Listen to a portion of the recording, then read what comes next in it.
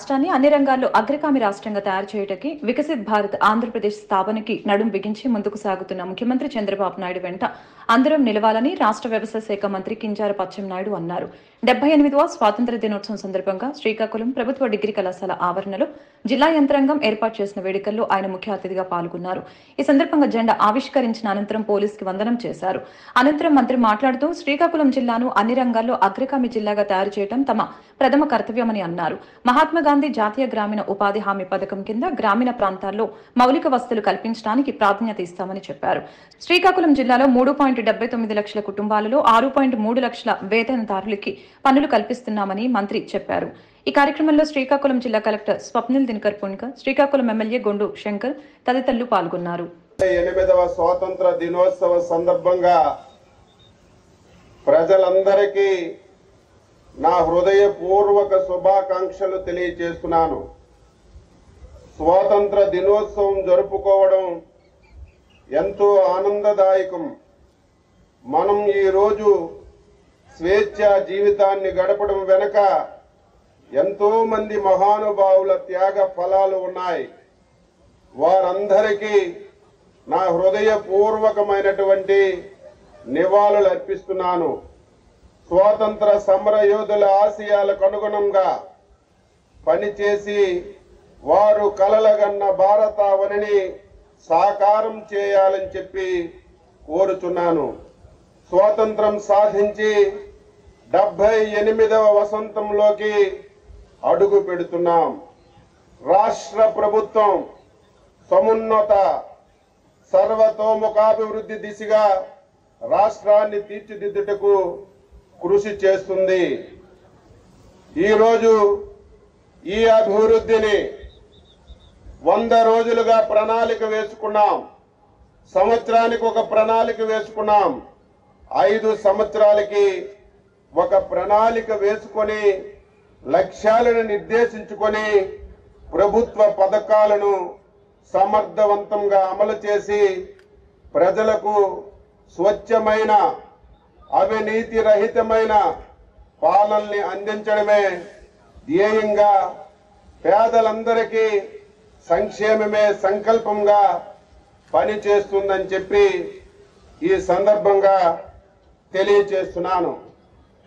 ఈరోజు ముందుగా మొన్న జరిగినటువంటి ఎన్నికల్లో రాష్ట్ర ప్రజానీకం ఒక అచంచలమైనటువంటి విశ్వాసంతో నమ్మకంతో ఎన్డీఏ ప్రభుత్వాన్ని ఎన్నుకున్నారు.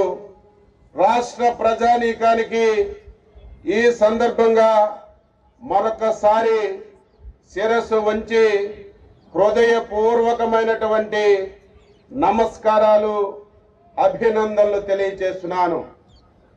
ఆంధ్రప్రదేశ్ రాష్ట్రం వ్యవసాయ ఆధారిత రాష్ట్రం. ఈరోజు వ్యవసాయ అనుబంధ రంగాలపైన రాష్ట్రంలో 62% జనాభా ఆధారపడి ఉన్న విషయాన్ని ఈ సందర్భంగా గుర్తు చేస్తున్నాను.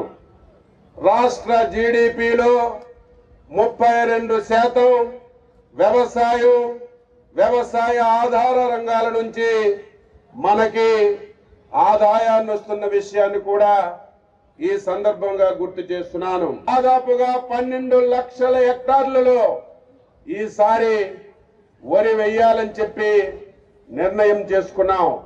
దానికి అనుగుణంగా అన్ని విషయాల్లో ఈ ప్రభుత్వం రైతుకు సహకరించి పూర్తిగా ఆదుకుంటుందని ఈ సందర్భంగా తెలియజేస్తున్నాను. ఈ ప్రభుత్వం వచ్చిన తర్వాత రైతుల పట్ల అత్యంత ముఖ్యమైనటువంటి నిర్ణయం తీసుకుంది. ఆ నిర్ణయమే ఈ రాష్ట్రంలో 95% వ్యవసాయాన్ని కౌలు రైతులు చేస్తున్నారు. కౌలు రైతులకి ప్రభుత్వం అందించినటువంటి సహాయం గాని రుణాలు గాని అందకపోవడం వల్ల కౌలు రైతులు చాలా ఇబ్బందులు పడుతున్నారు. ఈ జిల్లాలో ఉన్నటువంటి కౌలు రైతులందరికీ రాష్ట్ర ప్రభుత్వం తరపున స్పష్టమైనటువంటి హామీ ఇస్తున్నాను. గత ప్రభుత్వం ఏదైతే కౌలు రైతులకు వ్యతిరేకంగా ఒక చట్టాన్ని తీసుకొచ్చింది, ఆ చట్టం వల్ల కౌలు రైతులకి ఎక్కడా న్యాయం జరగడం లేదు.